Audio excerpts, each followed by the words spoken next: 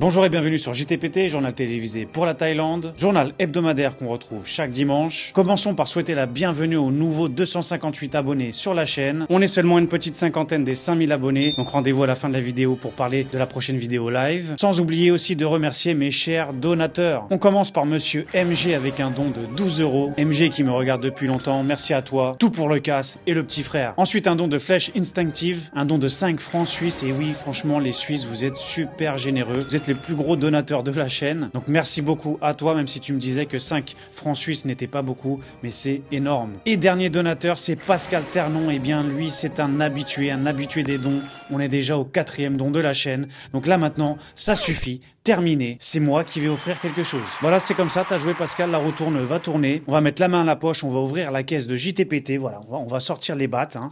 Hop, voilà, on sort les battes et on va faire plaisir à la communauté. J'ai décidé aujourd'hui de mettre en place une petite roue, une roue avec plusieurs gains, notamment le premier, un voyage de 15 jours en Thaïlande, tout frais payé, billets d'avion, hôtel, massage happy ending compris. Le deuxième lot, 1 million de bahts. Combien ? Direct cash, boum, 1 million de bahts, c'est cadeau, c'est moi qui offre. Et en troisième, un colis surprise. Donc c'est parti, je laisse le destin faire, je laisse le hasard choisir le cadeau pour ma communauté. Allez, c'est parti, on tourne la roue. Suspense. Allez Pascal. Allez Pascal.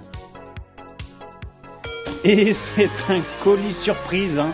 Et oui, voilà, bon, on n'était pas loin du million de bahts. Le million, c'est pas pour ce coup-ci. Mais bon, c'est le colis surprise. Donc voilà, Pascal, tu auras un colis surprise de ma part. Et bien sûr, tout ça sous la supervision d'un huissier hein, qui est ici à mes côtés, hein, monsieur Brouille Jean, n'est-ce pas? Ouais, t'inquiète frérot, c'est carré, c'est bon. Ah, vous voyez, quand on fait les choses, on les fait bien. Donc voilà, à très bientôt Pascal et tu recevras un petit colis surprise. Allez, sans plus attendre cette semaine, de quoi on va parler? La taxe, la fameuse taxe hein, sur laquelle j'ai déjà même fait une petite chanson, on va en reparler. Mise à jour sur le sujet de l'ETA, vous savez, l'autorisation électronique pour venir voyager en Thaïlande. Un point rapide sur la valeur du baht. La police qui ferme 21 villas illégales à Koh Samui. Le supercar Gumball 3000, l'événement automobile qui traverse la Thaïlande. Un python en légitime défense ou qui a attaqué une femme de 64 ans. Une médaille d'or pour le système de santé thaïlandais. Et restez bien jusqu'à la fin pour le zapping. Donc générique et place aux news.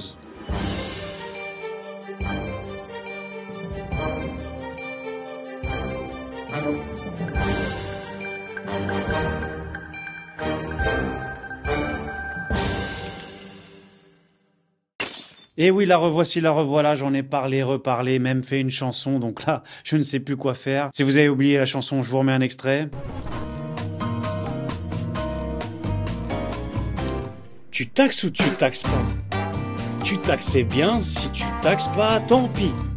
Voilà, et bien après avoir été annulé, et bien la revoici encore à nouveau. Et très bientôt, il y aura un site, une plateforme pour payer directement cette taxe sur Internet avant de vous rendre en Thaïlande. Voilà, donc là, ça a l'air quand même de se confirmer, cette taxe de 300 bahts, c'est-à-dire environ 8 €. Alors ne vous énervez pas, je vois des fois sur certains forums Facebook, ceux qui s'en plaignent, et ceux qui sautent aussi sur les gens qui demandent des informations sur cette taxe. Alors des fois, les gens demandent, c'est juste pour être en règle, ce n'est pas qu'ils veulent pas payer ces 300 bahts, car il y en a très virulents des fois dans les commentaires, oui, si tu payes pas 300 bahts, ne viens pas dans le pays, etc. Bon, du calme les gars, du calme. Tout le monde va la payer si on doit la payer. Maintenant, ça reste à savoir si c'est mis en place. C'est toujours dans l'hésitation, c'est pour ça que les gens demandent. Donc là, c'est un petit peu plus précis. Il y a déjà un site en place, un site qui permet d'avoir plein d'informations sur la Thaïlande. Et ce sera via ce site qu'on pourra payer directement ces taxes avant de se rendre en Thaïlande. Alors le site s'appelle Entry Thailand. J'ai fouiné un petit peu sur le site, mais apparemment ce n'est pas encore effectif, car quand j'essaye d'aller dans les sections visa, etc., bon bah il y a pas de data possible. Il y a même une erreur sur le site, donc ce n'est pas encore en place. Par contre, je vous mets le lien dans la description, comme ça si vous voulez garder ce site en sauvegarde, si tout va bien, on devrait pouvoir régler cette taxe sur cette fameuse plateforme. Autre suivi de news, toujours à peu près dans le même registre. La semaine dernière, on avait évoqué l'ETA, cette autorisation électronique qu'il faudra aussi faire avant de rentrer en Thaïlande. J'avais évoqué que ça allait démarrer début décembre. Eh bien oui, ça démarre début décembre, mais que pour certains pays, notamment les États-Unis, le Brésil, le Canada, la REPDOM et ainsi que pas mal de pays d'Amérique du Sud. Donc pareil, si vous voulez la liste complète et beaucoup plus de détails sur ce sujet, je vous mets dans la description aussi le lien qui renvoie vers le site internet. Du coup, petit moment de répit pour l'Europe et pour la France. Cette ETA devrait être mise en place pour le restant des pays du monde courant 2025. Je vous tiendrai au courant. Mais du coup, je suis un peu confus. Si on a besoin d'une autorisation et ensuite de payer une certaine somme, mais quelque part, c'est un visa, non ? Oh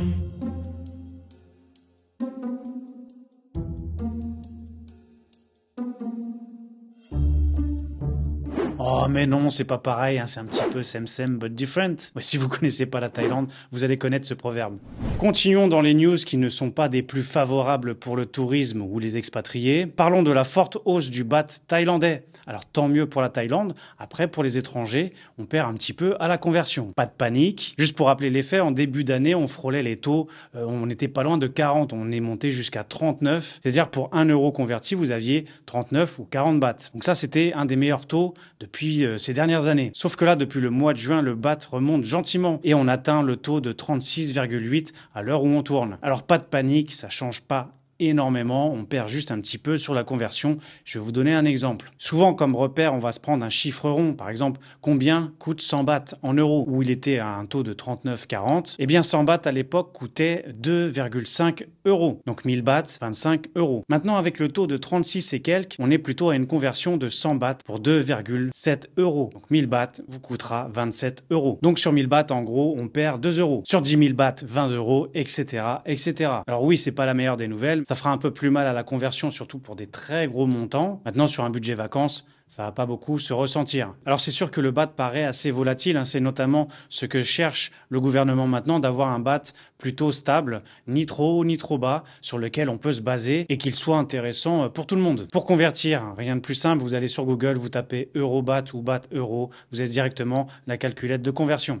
Autre news, et c'est pas la première fois, la police ferme une vingtaine de villas illégales à Koh Samui et expulse ses occupants. Le 17 septembre, les autorités municipales, les militaires et les services du médiateur ont émis des avis de fermeture de villas qui faisaient partie des 46 propriétés construites sans permis. Les promoteurs de ces villas avaient éhontement empiété sur des terrains inconstructibles. Alors certains propriétaires s'en plaignent en disant qu'ils ne savaient pas que c'était illégal. Alors où est la faute quand même dans cette affaire de les laisser construire, car j'imagine que ça se voit quand on lance des constructions. Y a-t-il un flou, une complication de savoir quels sont les terrains qui sont constructibles ou non? Ou est-ce volontairement des constructions forcées, peu importe le terrain illégal ou non? On ne sait pas. En attendant, ça se paye cher. Alors le problème, c'est que des fois, ce sont seulement des locataires qui se trouvent à l'intérieur, les locataires qui n'y sont pour rien, dont une famille française qui a été expulsée le jour même, malgré un bail et un contrat d'1 an à 20 000 bahts par mois. Donc ils ont dû faire leur valise et trouver une autre habitation en urgence. Alors comme je le disais, c'est pas la première fois. Récemment, il y a aussi un complexe hôtelier chinois qui a été fermé et qui sera peut-être rasé. C'est ça aussi le problème, c'est que des fois les complexes hôteliers ou les villas qui sont fermées, il n'y a pas de repreneur, car forcément si le terrain est illégal, ça va être compliqué de refaire quelque chose derrière. Et on se retrouve avec des taches dans le décor, avec des habitations totalement abandonnées. Donc c'est dommage. Maintenant, je pense qu'il serait bon quand même de couper l'herbe sous le pied et d'empêcher ces projets-là à la racine quand ils se construisent. Mais bon, j'imagine que c'est pas si simple que ça. Donc attention avant de construire, renseignez-vous bien, n'allez pas trop vite et assurez-vous que votre terrain est constructible.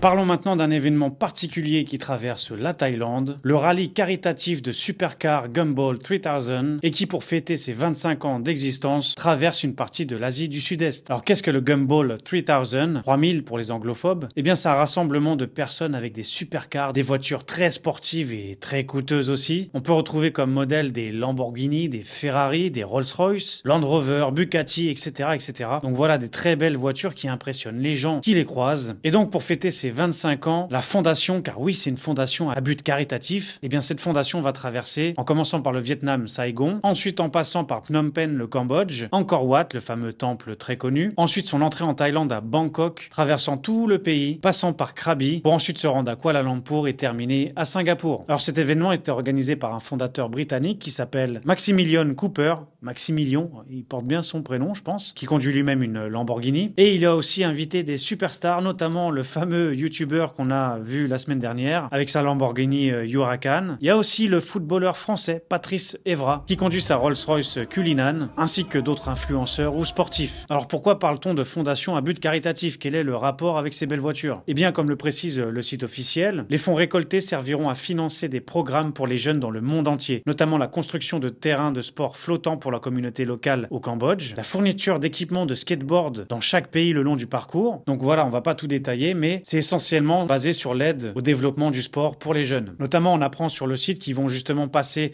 dans la région de Panga, juste avant Krabi, où il y a le village flottant, le village de Koh Phangi. Si vous connaissez pas, c'est quand même quelque chose à visiter, c'est c'est assez atypique. Donc c'est un village flottant attaché à un morceau de rocher, avec sur place un terrain de foot aussi flottant, qui est très célèbre sur internet, on le voit souvent en photo. Alors par contre, je sais pas comment ils vont se rendre sur l'île avec leur voiture. Peut-être avec un peu de vitesse. Chut.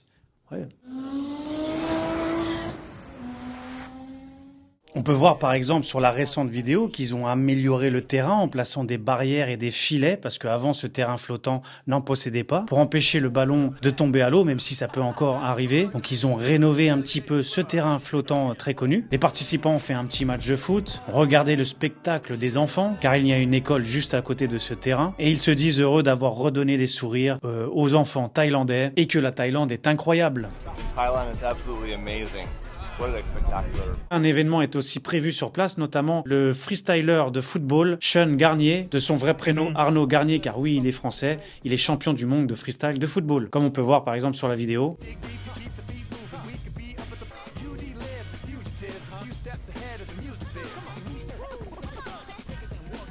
Donc ça a l'air tout beau, c'est un événement assez important qui traverse plusieurs pays, qui engage des personnalités, qui fait la promotion du sport et de l'aide caritative. Comme ça, sur le papier, c'est un beau cocktail. Après, par contre, quand on jette un coup d'œil sur Wikipédia, il y a un petit peu moins d'éloges sur cet événement, sur cette organisation. Alors on sait très bien qu'il ne faut pas se fier forcément à Wikipédia, car eux-mêmes en en-tête disent que cet article ne cite pas suffisamment ses sources. Et puis bon, c'est des fiches qui peuvent être éditées. Mais bon, on va lire quand même un passage. Alors il précise notamment que la participation est payante, forcément. Vous pouvez pas venir avec votre Twingo ou autre voiture. Moi, j'ai voulu venir avec le Cybertruck.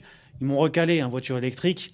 Ça les branchait pas. Donc l'entrée se paye entre 50 et 70 000 euros pour participer juste à cette course. Mais bon, quand on est propriétaire de Lamborghini ou de Ferrari, j'imagine que bon, c'est des cacahuètes. Alors comme je disais, sur cet article Wikipédia, il relève des points assez négatifs par rapport à cette organisation, notamment l'illégalité et homicide. Ce rallye est organisé sans l'accord des autorités des pays qu'il traverse. Ça me paraît quand même assez étonnant, parce qu'en plus connaissant la Thaïlande, c'est pas n'importe qui vient faire n'importe quoi en principe. Mais bon, peut-être que c'est arrivé dans certains pays. Il se déroule donc sur route ouverte à la circulation, ce qui le rend dangereux. Ça, on veut bien l'entendre. Les concurrents qui participent sont dans l'illégalité et mettent en danger la vie d'autrui lorsqu'ils dépassent les limitations de vitesse. Aussi, en plus des vitesses très élevées, certains concurrents n'hésitent pas à prendre des risques pour finir leur rallye. Slalom entre les voitures, dépassement sur la droite, utilisation de la bande d'arrêt d'urgence et queue de poisson. Alors forcément, quand on a des méga sportifs comme ça, on n'a pas envie de rouler à 50. Maintenant, oui, ça ne doit pas être fait dans l'illégalité et au détriment des autres. Je suis d'accord. Pas parce qu'on a une belle voiture et qu'on a de l'argent, encore une fois, qu'on peut tout se permettre.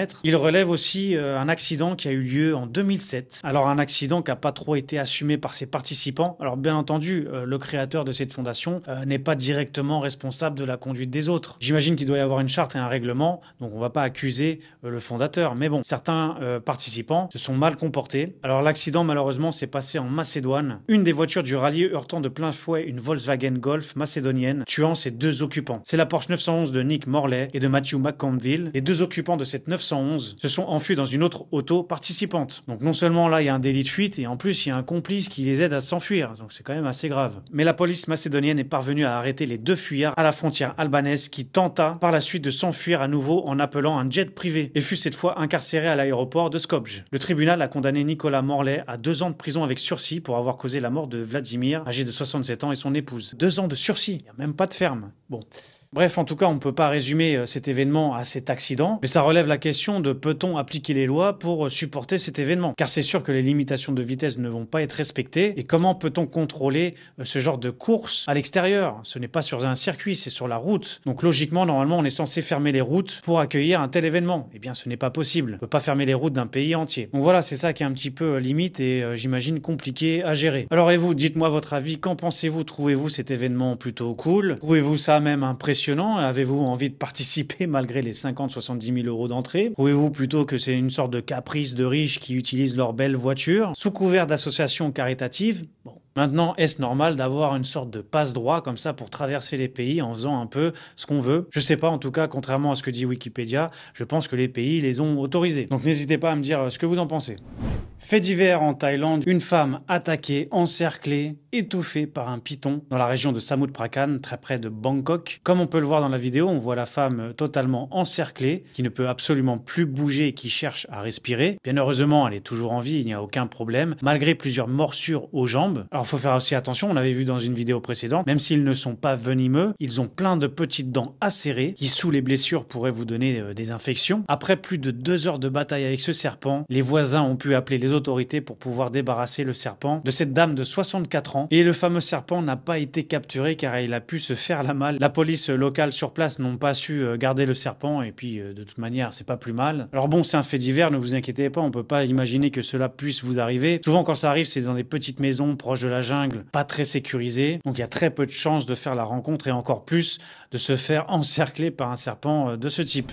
Allez, dernière petite info bonus avant le zapping. Événement qui s'est déroulé en France du 10 au 15 septembre. Événement qui s'appelle les World Skills. World, c'est monde et skills, on va dire, c'est les aptitudes. C'est une sorte de compétition des métiers faite par des étudiants. Eh bien, cet événement a été inauguré, lancé par notre cher Manu en personne, qui après les Jeux Olympiques, les Jeux Paralympiques, il est parti faire les Jeux des métiers. Ah, tout ce qui est jeu, il adore Manu. Hein. Donc c'est peut-être pas plus mal qu'il continue à jouer, parce que quand il va retomber sur notre dos, ça risque de piquer. En attendant, il était tout heureux de pouvoir lancer la compétition mondiale des métiers. Et pourquoi on en parle? Car une Thaïlandaise, mademoiselle Ariaporn, étudiante de 4e année de l'école d'infirmière, a remporté une médaille d'or. Elle a remporté cette médaille grâce à son expérience en soins infirmiers et ses compétences en anglais. Alors si je peux me permettre, c'est souvent un peu le revers de la médaille envers les personnes qui, sans connaître la Thaïlande, tout de suite critiquent ou s'inquiètent des soins qu'on peut avoir dans ce pays-là. C'est souvent une inquiétude primaire avant de se rendre en Thaïlande, que ce soit pour les vacances ou pour s'expatrier. Oui, les soins ne sont pas bons là-bas. Oui, les soins c'est compliqué là-bas, etc. Ben, regardez, la preuve, c'est que même en France, on récompense les Thaïlandais. Alors, comme le dit l'article, grâce à son système de santé très performant et à une industrie du tourisme médical pointue, il n'est pas étonnant que la Thaïlande ait remporté cette médaille d'or.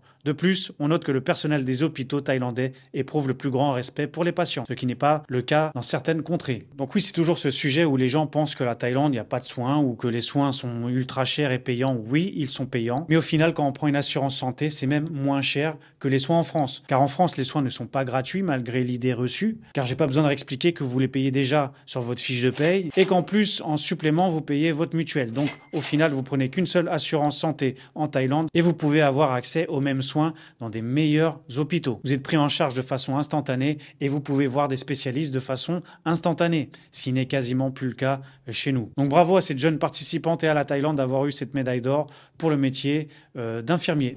Sans plus attendre, passons au zapping. Cette semaine au zapping, on va revenir un peu sur les intempéries qu'on a vécues. Alors maintenant, ça se calme un petit peu du côté de Phuket du moins. Mais de façon générale aussi en Thaïlande, il y a une petite pause actuellement. On a même eu du soleil aujourd'hui. Eh bien de toute façon, la Thaïlande ne se laisse jamais abattre, encore moins pour des intempéries. Regardez par exemple quand c'est l'heure de déjeuner. Eh bien en Thaïlande, on va pas s'empêcher pour autant de manger. Quand c'est l'heure, c'est l'heure. Voilà, petit mookata, ce petit barbecue de table. Malgré l'eau montante et les quelques éclaboussures, eh bien c'est pas grave, la nourriture est tout aussi bonne et on a toujours une aussi belle vue. Donc voilà, il en faudra beaucoup plus pour stopper les Thaïlandais de manger. Deuxième vidéo, eh bien on a eu pas mal aussi de glissements de terrain qui malheureusement ont fait certaines victimes. Condoléances à toutes ces familles. Mais je pense qu'on a mis la main sur un suspect, un responsable de glissement de terrain. La vidéo qui nous montre un qui a certainement abusé du barbecue de table, du mookata, et qui pour le fun, eh bien se laisse glisser.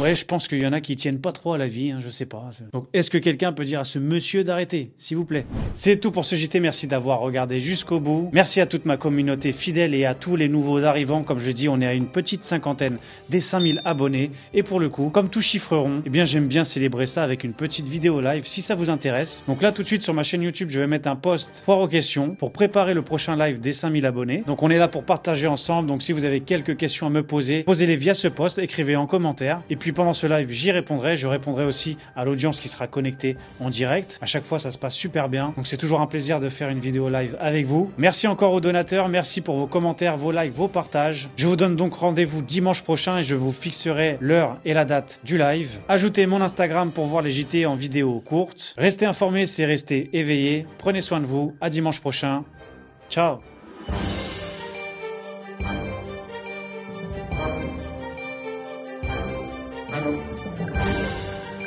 Thank you.